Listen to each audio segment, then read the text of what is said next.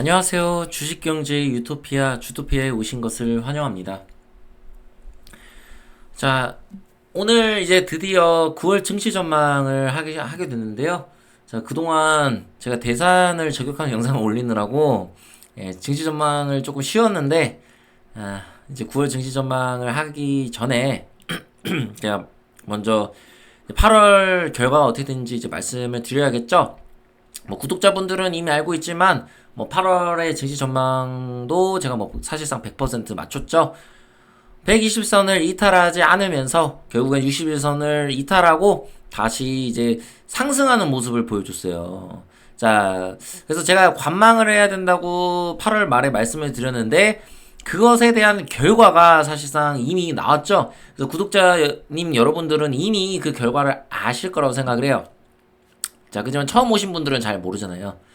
어차피 뭐 제가 이제 제목에 이미 그게 답이 나와 있기 때문에 여러분들이 긍정적인 생각을 하고 아마 이 영상을 보실 수 있지 않을까 생각이 듭니다. 구독과 좋아요, 알림 설정 부탁드리고요. 지금부터 시작하겠습니다.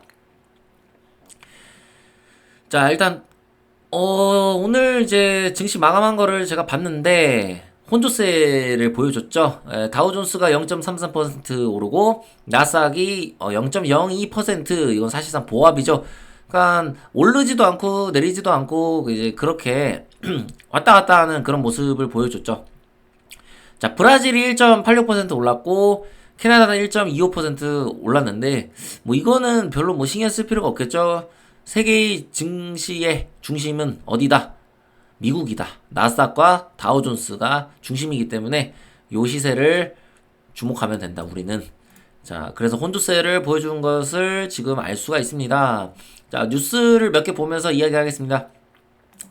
뉴스는 뭐 악재 뉴스가 아니에요. 사실 이 뉴스를 보는 이유는, 자, 우리 이제 대산 수령님께서 또 이런 뉴스를 가지고 여러분들에게 또 장난을 칠 수 있기 때문에 제가 이런 뉴스들을 먼저 보여드리고 그 다음에 이제 증시가 왜 혼조세를 보였는가 이거에 대해서 이제 이야기를 하려고 합니다.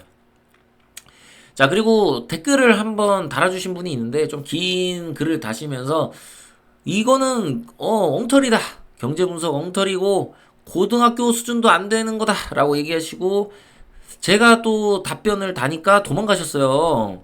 그래서 그분이 혹시라도 이 영상을 보신다면 이해를 하실 거라고 생각하고, 자, 그래서 이 영상 속에서 그분이 이제 원하고자 하는 답을 얻으셨으면 좋겠습니다. 자, 유럽 스태그플레이션 공포, 물가 높아도 금리 인상을 주저하고 있다. 유럽이 스태그플레이션 공포, 유럽은 물가를 제대로 지금 살짝 못 잡았다라는 그런 지금 생각을 하고 있는 겁니다. 미국은 좀 안정세에 들어서는 걸로 보이는데 유럽은 아직도 지금 물가가 제대로 잡히지 않는 거죠. 자, 하지만 금리 인상을 할 경우에 침체가 올까봐 지금 못하고 있는 겁니다. 미국은 금리 인상을 안 하는 거를 지금 원하고 있어요. 미국도. 근데 유럽도 마찬가지입니다. 금리 인상을 했을 때 예를 들어서 침체가 오는 것도 문제지만 은행의 문제가 터질 수가 있기 때문에 금융위기가 생길 수 있어요. 너무 많이 높이면. 만약에 여기서 미국이 1% 이상 금리를 올린다. 진짜 금리가 6%, 6.5%, 뭐 예를 들어 7.5% 이렇게 간다. 정말로 그러면 글로벌 금융위기가 올 수 있습니다.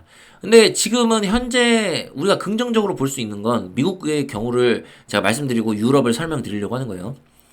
미국은 지금 오히려 금리를 이만큼 올렸는데도 경기가 지금 호황기잖아요. 그러니까 경기가 죽질 않잖아요, 지금. 호황기라기보다는 표현하는 게.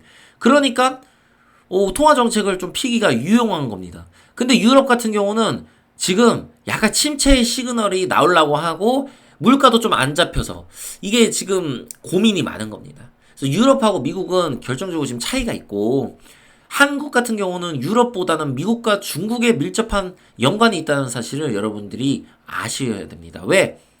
우리는 미국과 중국의 수출 의존도가 상당히 높기 때문에 우리가 수출 주도형 국가로서 수출을 해서 먹고 사는 나라잖아요.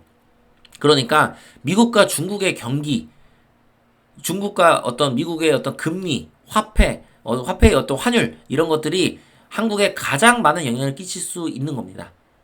예, 아시겠죠? 자, 여기 넘어가겠습니다. 그러면 이거는 여러분 스태그플레이션 단어를 보더라도 쫄면 안 됩니다. 예, 이거 쫄면 안 돼요. 무시해도 됩니다. 자, 무디스 중국 비구이한 신용등급 디폴트 수준으로 강등. 야, 여러분 또 이 디폴트 뭐 신용등급 수준으로 강등했다 이 얘기만 들어도 벌벌 떨려요. 손이 안 가는 거야. 예, 뭐 매수할 수가 없어. 너무 무서우니까. 아유, 세상이 다 망할 것 같네. 응? SBB 은행 파산 사태 났을 때 다 망할 것 같아, 죽을 것 같아 해서 어때 대산 유튜브 저 저격해서 제가 역저격한 거 보셨죠? 풋옵션 엄청 많이 올라갔죠. 그때 풋 때리는 사람들 다 깡통 찬 거예요. 여러분의 예상대로 만약에 다 망하려면 벌써 망했어야 된다니까. SBB 은행 파산 났을 때부터 벌써부터 연쇄적인 금융위기가 딱딱딱 터지면서 중국 터지고 따랑 무너지는 그 그림이 왔으면 여러분이 마이클 버리가 됐을 겁니다. 예, 여러분들 인생 역전했을 수도 있어요. 근데 그런 식으로 인생 역전을 해야겠다. 로또 한번 맞아보자. 그런 식으로 배팅하는 그것이 엄청 잘못된 습관이고, 그렇게 주식 잘못 시작하면 여러분들 주식으로 절대 성공하지 못하고, 성공이 중요한 게 아니라 여러분 깡통 차요. 나도 깡통 찼어 옛날에. 많이 찼어 깡통 옛날에 심하게. 그래서 여러분들한테 제 경험을 그대로 말씀드리는 거예요. 그래서 여러분들이 옳고 그름을 잘 판단하셨으면 좋겠어요. 시흥등급 디폴트 수준으로 강등한 이유가 뭐예요? 무디스가 뒷북 치는 거잖아요. 비교유한 터지니까. 원래 그래요. 터지고 나서 시흥등급을 보통 강등을 해요. 근데 이례적으로 뭐 터지지도 않았는데 이번에 피치가 미국의 시흥등급을 강등했잖아요. 그건 조금 이례적인 거죠.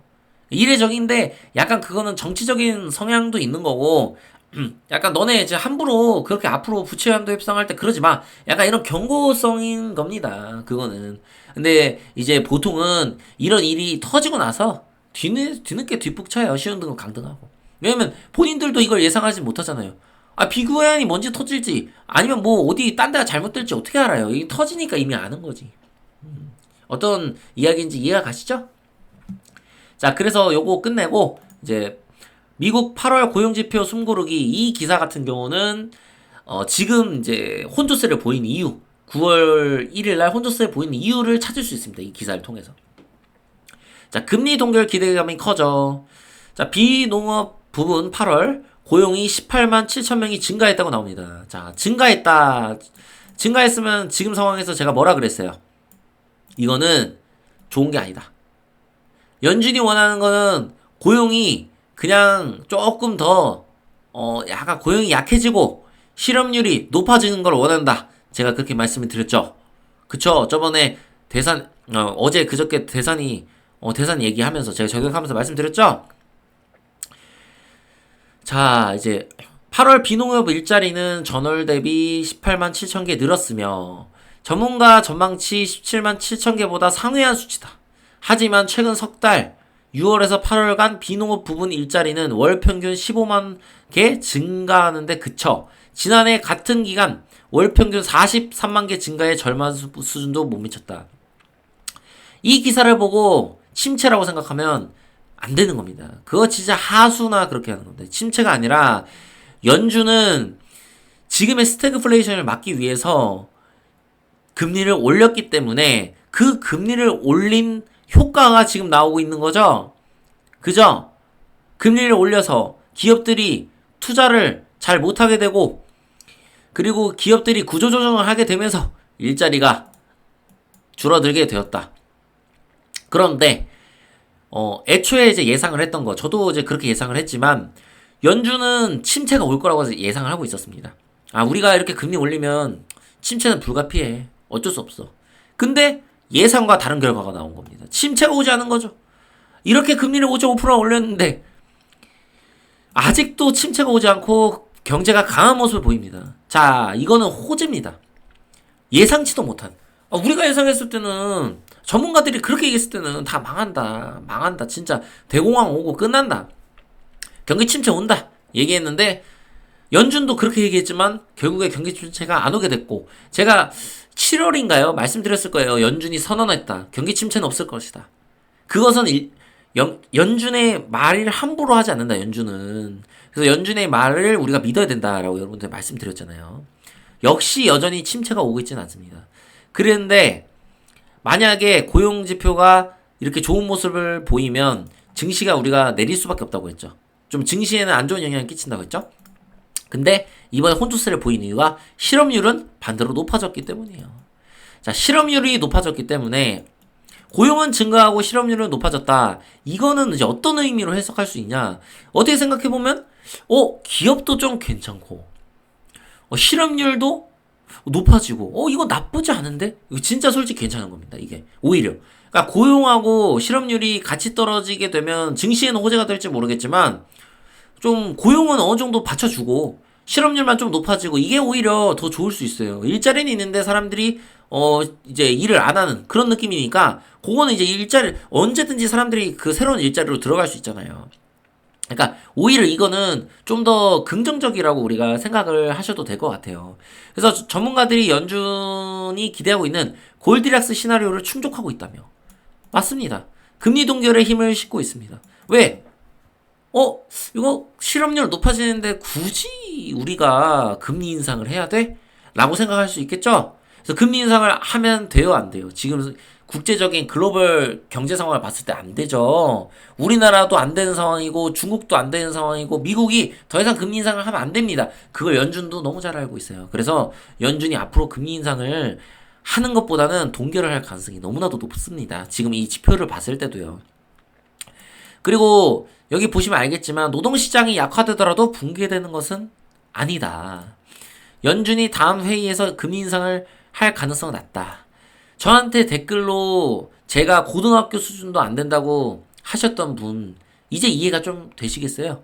그러니까 제가 솔직히 그 댓글을 봤을 때는 좀 당황스러웠거든요. 왜냐면 단편적인 부분만 보고 그러니까 그 약간 교과서적인 얘기를 본인이 하신 거예요. 완전히 교과서적인 거. 그냥 지금의 상황이 어떤 상황이고 지금의 상황이 평범한 인플레이션이 아니라 스태그플레이션의 상황이고 금리가 이미 높아져 있는 상황인데 지금 그 상황에서 고용이 부러지지 않는 상황인데 댓글을 그렇게 남기시면 제 입장에서는 좀 황당하죠. 예, 그래서 그분은 이미 제 구독을 취소하셨지만 언젠가 보시면 좀 이해를 하셨을 거 생각해요. 만약에 이해 잘못했다고 생각하시면 댓글로 남겨주세요. 네, 제가 다시 한번 답변 드리겠습니다. 자, 그래서 클리브랜드 연준 총재가 실업률이 3.8%가 여전히 낮다고 합니다. 자, 우리 대산이 얘기합니다. 대산 수령님께서 자, 실업률이 높아지면 경기가 침체된다. 자, 다 망한다 이야기합니다. 근데 우리 미국 클리브랜드 연은 총재께서는 실업률이 3.8%가 여전히 낮다라고 얘기합니다. 더 높아져야 된다고 얘기합니다. 대가리에 총이 맞았습니다. 그죠? 대산이 얘기한 대로 대가리에 총이 맞았어요. 머리 스타일도 폭탄 맞았어요. 그죠? 이 사람 왜 총재를 하고 있을까요? 나라를 망하게 하고 전 세계를 혼란으로 빠뜨리고 대공황을 일으키기 위해서 지금 이렇게 하는 건가요?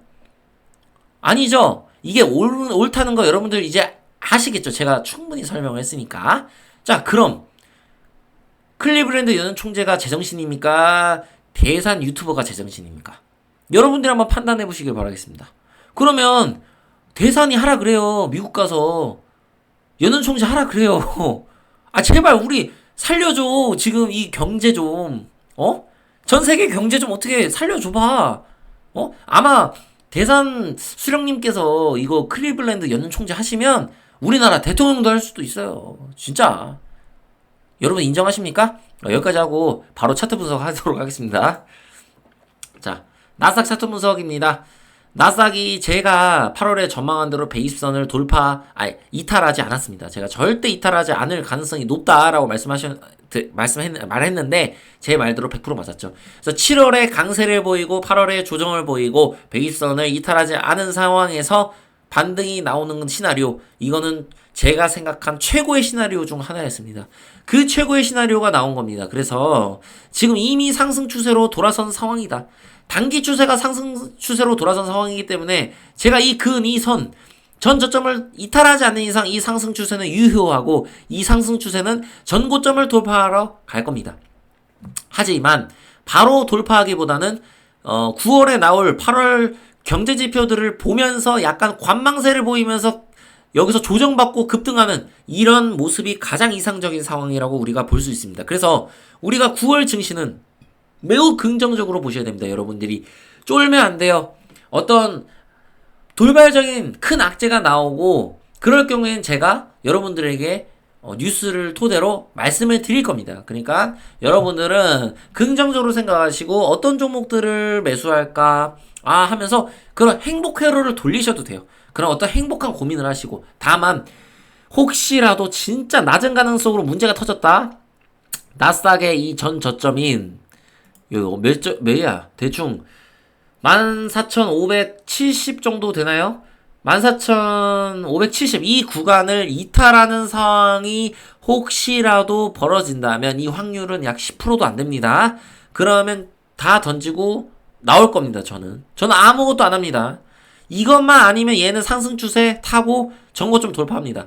자, 전고점 제가 강한 저항이라고 얘기했던 15,700원 구간을 돌파하면 그 다음 어디에요? 역대 신고가를 돌파하게 돼 있습니다. 자, 그럼 역대 신고가 보러 가는 거예요. 역대 신고가 보러 가면 어떻게 된다? 이거 돌파하면 나스닥 2만이 꿈이 아니다 라고 저 말씀드리고 싶습니다. 그래서 여러분들은 시장을 긍정적으로 보고 혹시 있을 수 있는 가능성 높은 연말의 산타랠리를 기대하시면서 주식 투자를 하시길 바라겠습니다. 자, 그래서 지금 차트 분석을 좀 더 제가 보완해서 말씀드리면, 얘가 여기서 이 고점을 뚫지 못하고 밀렸을 때 120선을 터치하고 갔을 텐데 60일선과 21선이 대드가 났는데도 불구하고 이것을 한 번에 강하게 돌파하는 모습을 보였어요. 이 얘기는 밀리더라도 이 위에서 밀리거나 요 근처에서 밀렸다가 이렇게 갈 가능성이 높다는 거예요. 그래서 결국에는 이미 상승 추세는 돌아섰고 이제 진정한 골드락스, 진정한 따상상 시장이 열릴 가능성도 충분히 있고 상당히 높습니다. 전 그렇게 보고 있습니다. 자, 환율 마지막 보고 가겠습니다. 환율은 월봉부터 볼까? 월봉을 볼게요. 제가 예상한 최고의 시나리오가 나왔어요. 제가 윗꼬리를 달고 나온다면 그것은 최상의 시나리오다라고 말씀드렸는데 윗꼬리를 정확히 달고 끝났습니다. 그래서 관망을 한 결과 환율은 이 근처를 계속 배회할 가능성이 높아요. 와리가리 치는 거죠. 근데 환율이 제가 내릴 수 없다, 함부로 많이 떨어질 수 없다라고 제가 여러분한테 말씀드린 이유가 뭐예요? 자, 일단 환율이 많이 떨어지려면 무역수지가 흑자가 많이 나야겠죠? 그쵸? 흑자가 나서 달러가 우리 쪽으로 확 들어와야겠죠? 근데 한국이 지금 환율을 낮출 수 있다 없다? 마음만 먹으면 낮출 수 있습니다. 근데 왜 환율을 낮추지 않을까요? 그러니까 무역수지 필요 없고 우리 솔직히 왜 안 보이고 좀 되잖아. 그러니까 시장에 개입할 수 있다고요. 근데 왜 환율을 떨어뜨리지 않을까요? 그거는 무역 경쟁력이 약화되기 때문이죠. 중국과 일본이 고환율을 유지하고 있습니다. 이 상태에서 우리나라만 저환율을 유지하면 어떻게 될까요? 우리나라의 수출 경쟁력이 약화되겠죠? 수출 경쟁력이 약화되는 이유가 뭐예요? 우리가 값싸게 물건을 팔 수가 없습니다. 환율을 우리의 그 화폐의 가치를 높여버리면 비싸게 물건을 팔아야 돼요. 그러면 시장 경쟁력을 잃게 되겠죠? 그래서 우리는 고환율을 유지를 할 수밖에 없는 겁니다. 일본과 중국과 키 맞추기를 할 수밖에 없어요. 여러분들 이해가 가시죠? 그래서 고환율을 유지할 수밖에 없는 상황이기 때문에 1250원 구간에서 1300원 구간을 계속 왔다 갔다 하면서 환율이 계속 유지가 될 거다. 그러니까 여러분들은 환율을 일단은 신경 쓸 필요가 없고 환율보다는 지금 차트에 집중하시고 나스닥이 120선을 이탈하는지 이 여부만 아니면 여러분들은 상승 추세를 타고 매매를 하시면 됩니다. 자, 그래서 우리 함께 이제 대공황이 아닌 이제 진정한 따상상의 시대가 열리는 그런 대상상장의 시대가 열리는지 우리가 함께 투자하면서 지켜보도록 하자고요. 구독과 좋아요, 알림 설정 부탁드리고요. 주식경제 유토피아 주토피아였습니다. 감사합니다.